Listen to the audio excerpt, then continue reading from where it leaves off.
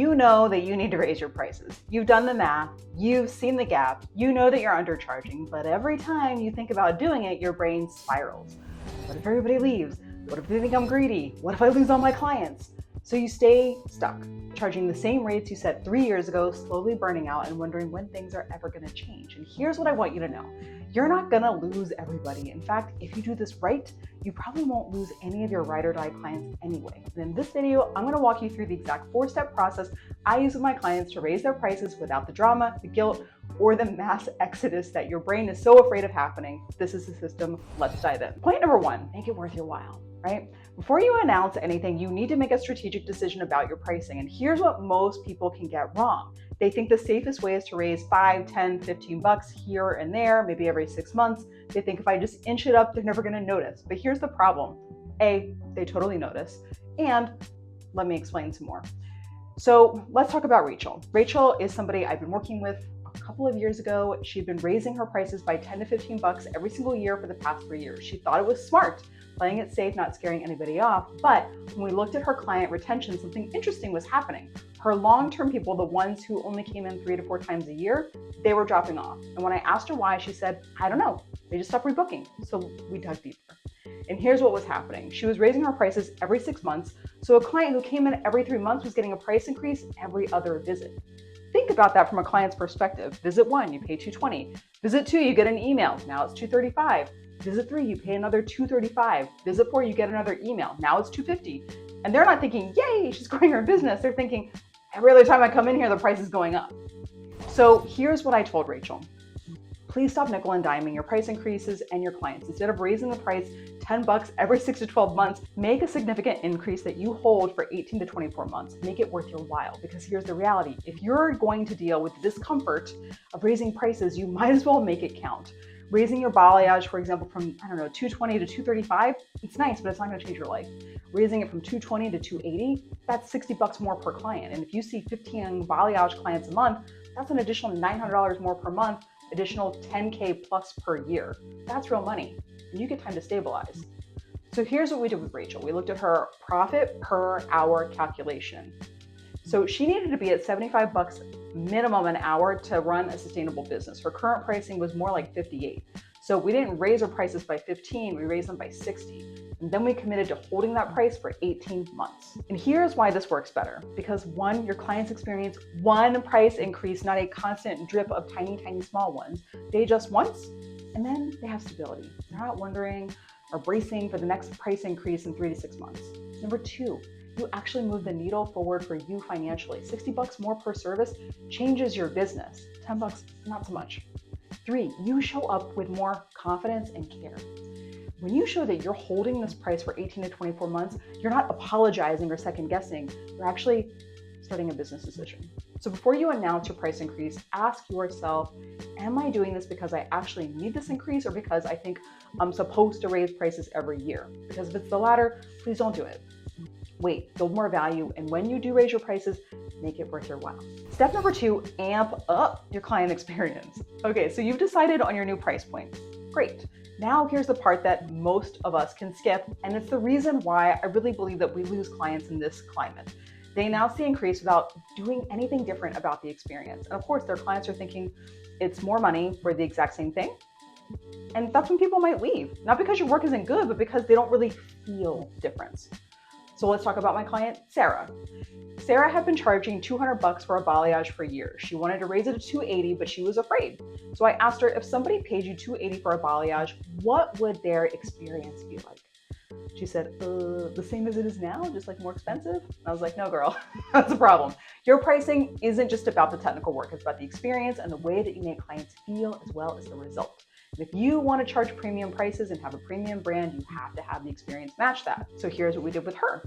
We spent 2 months before the price increase building out the client experience, not buying expensive furniture, not renovating the whole suite, but we did focus on how she made people feel from the moment that they walked in to the moment that they left.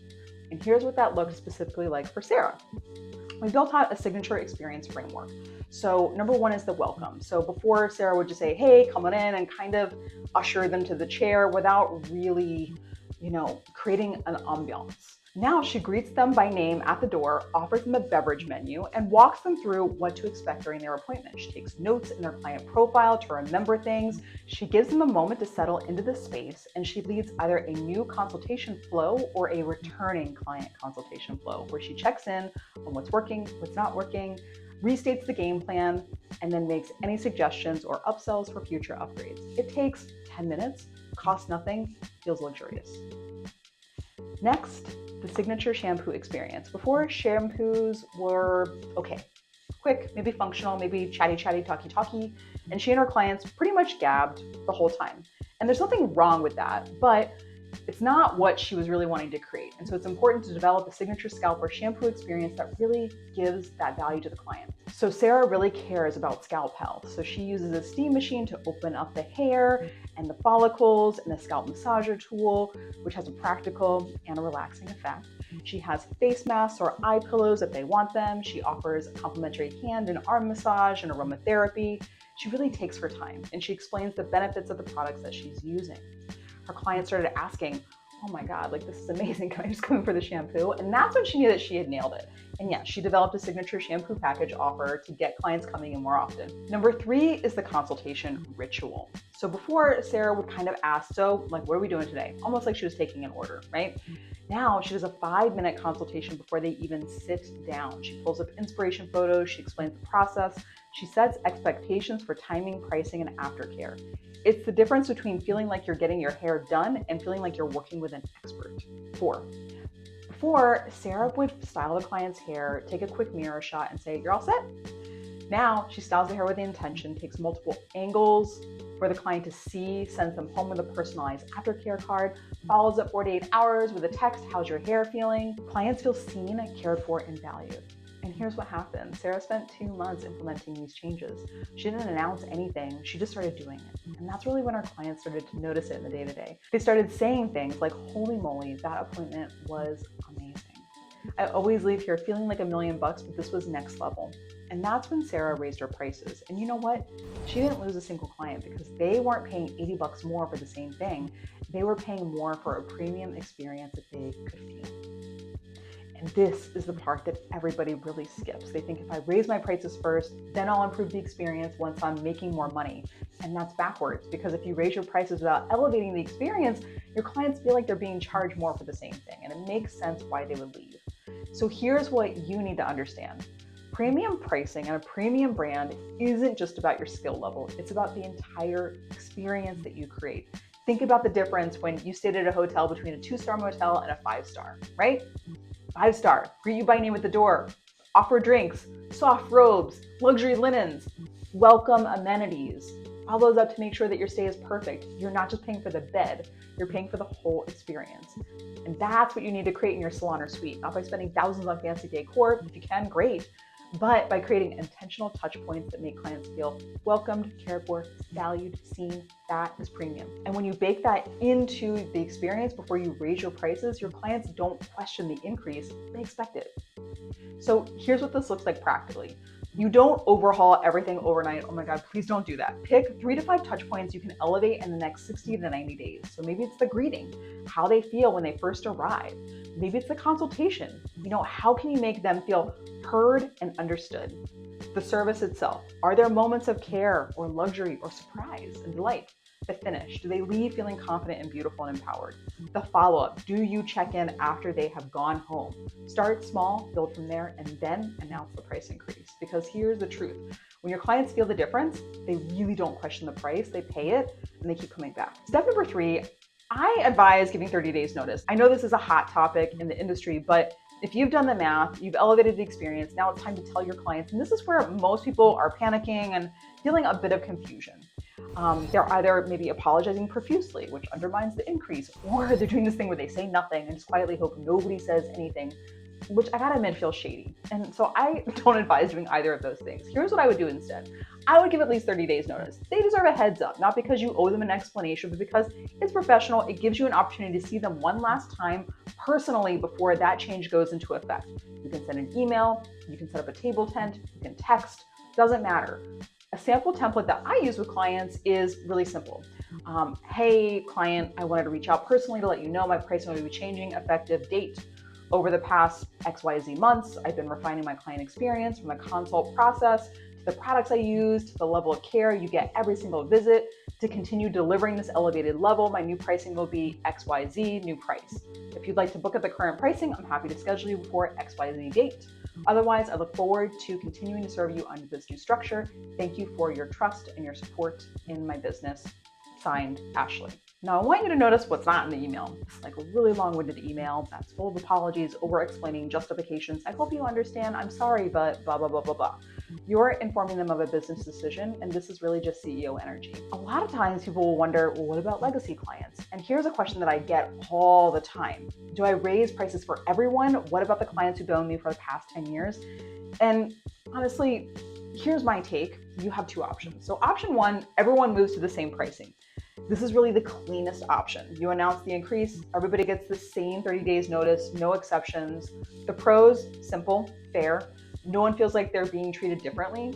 You don't have to manage multiple pricing tiers. The cons are that you might lose a few long-term clients who were grandfathered in at lower rates. Or you have option two, grandfather existing clients, but all new clients pay the same rate. You keep your current clients at their existing pricing or give them a smaller increase, but anyone who books you after the date pays the new rate. The pros, honors the relationship with long-term clients, reduces the risk of losing people. Cons, you'll be managing two pricing structures and eventually you will resent the client still paying the old rate. It can feel messy and hard to enforce, especially if you're someone who's already busy 70% or more with existing clients. So then your price increase doesn't actually move the needle. So what I recommend, if you've truly elevated the experience, raise prices across the board. Because if you're delivering an amazing experience, more value, more care, more luxury, everybody should pay it. Your 10-year client isn't getting a worse experience than your new client. They're getting the same elevated experience. So they pay the same. Now, what if they push back? Here's the truth. Most people won't respond at all. They'll just rebook at the new rate. But a few might say, wow, like that's an increase. I'm not sure if I can afford that. Can you make an exception for me? And here's how I like to handle it. So here's what I would say. I totally understand it's a significant shift. Over the past few months, I've been investing heavily in elevating the experience, from the consult to the products to the care that you receive during the visit. This new pricing reflects that level of service and ensures I can continue showing up for my clients at this standard. If the timing doesn't work right now, I totally understand, and I'd love to refer you to somebody else, offer my less expensive package, or welcome you back whenever you're ready. What makes sense for you? Notice what you're doing there. You're acknowledging their concern, not just dismissing it. You're reinforcing the value, not apologizing for the price, and you're giving them options and an out with grace. And that really is leader energy, not a people pleaser, right? Let me tell you about the moment that I almost made a huge mistake. I sent out the price increase. Most people rebooked without a word, but then I got a text from a client I had for years. She said, I saw your email. I love you, but I can't do $350. Can you keep me at $250? I'll refer people, I promise. And my instinct was to do that. And I thought, oh my gosh, I have two choices, care and give her the discount or lose her forever. But then I realized those aren't the only two options. Here's what I did instead. I took a breath and thought, okay, what if I could still serve her just differently? So I sent this. Hey, I so appreciate you in the years that we have worked together. I know it's big, but here's what I can offer. One, my full balayage service is now $350. That includes all the things. Option two, I offer a partial at $220, and that gives you some of the brightness without the full investment. Or option three, if neither of those feel right, I'd be happy to refer you to the stylist who does beautiful work and is at XYZ price point. No pressure either way. I just want to make sure you're taken care of. Let me know what feels best for you. And you know what happened? She said, oh, I didn't realize that you had other options. Let me try the partial and see how I like it. She came in, she loved it, she tipped well, and 3 months later, she did upgrade to the full package at the new price. And this is what most of us don't realize. Holding a boundary doesn't automatically mean no. It's not everything or nothing. It just means that maybe you need to find a third option. It doesn't mean that you're going to give the same service at a discount, but you can offer alternatives. And this approach works really well because you're not keeping, she's not getting a full balayage for $250, but you're not losing her either. She still has options to work with you, and you're staying in abundance. There is a solution that works for everybody, and you're operating from service. You genuinely want to help your client, not just protect your pricing. Again, it's leader energy that's really rooted in abundance and strategy. And what this looks like practically, when a client says they can't afford your new pricing, you really have three options to offer. Number one, again, offer a different service. So if Some people call it a downsell. I totally understand my full balayage is now $350. I also offer a partial at $220 or a gloss and style at $120. Do those work for you? Again, still serving them, but they're not getting the premium service at a discount. Option 2, refer them to somebody else. I totally get it. If my new pricing isn't aligned for you, I can refer you to this person. They do beautiful work at a different price point, and I will be happy to make a connection for you. Again, not burning the bridge, showing that you care about them and that you want to take care of them, even if it's not by you. And bonus, the stylist will probably refer clients to you as well. Again, abundance mentality. Or number 3, let them know the door is always open. I totally understand the timing might not be right now, but if things change down the road, I would love to welcome you back anytime. In the meantime, I hope you find somebody amazing. And it works because you're releasing them with grace, no guilt, no pressure, and sometimes they come back. What I want you to understand is you're not losing by offering options, you're winning because you're showing up as somebody who values herself enough not to discount, cares about her clients enough to help them find solutions, operates from abundance, not scarcity, and thinks like a leader, not a people pleaser. That is an energy that attracts premium clients. What if they still push back?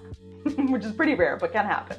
You have a couple options. And if they say, I want the full thing and I just want it for $100 less, what I would say is, I so appreciate that you love the full balayage. It's truly my favorite. But the new pricing reflects the time, products, and level and care that goes into it, and I have to honor that to keep delivering at this standard. But I'm happy to do the partial at $220 if you'd like to try that, or I can refer you to somebody who might be a better fit for your budget, what feels best. Notice, you're acknowledging what they want, you're reinforcing the value, you're giving them control, you're not caving. You're being firm and kind at the same time. And here's what I have seen happen over and over and over and over again with the stylists that I coach. Most of the time, they pick one of the options. They downgrade or they take the referral. And a few months later, they come back and they upgrade because they missed you, because nobody's you. They realize nobody else made them feel the way that you did. So what happens next? So here's what happens when you follow this process. 1, do the math. You're educated, you're confident in your pricing, and you make it worth your while. 2, elevate the experience so your clients feel the value before you announce. And 3, you give at least 30 days notice so you're communicating like a pro and holding the sales conversation without apologizing. And 4, always offer options so everybody wins and you are attracting abundance. And then watch what happens. Straight up, most of your clients will rebook at the new rate without saying a word. A few might take you up on the downsell. That's cool. And yes, you might lose a couple clients who might not be the right fit anymore. But here's what you'll gain. More profit per appointment, more respect from your clients, more confidence in your decisions, more space for the clients who value what you do now, and a reputation for being professional, kind, and strategic. That's the trade, and it is worth it every single time, in my opinion. Believe me, I know raising your prices and having the money conversations is this huge, scary thing. But here's the truth. Most of your clients aren't going to freak out. And when you do the math, elevate the experience, and communicate with clarity and give people options, everybody wins. And you build a business that actually supports your life, not drains it.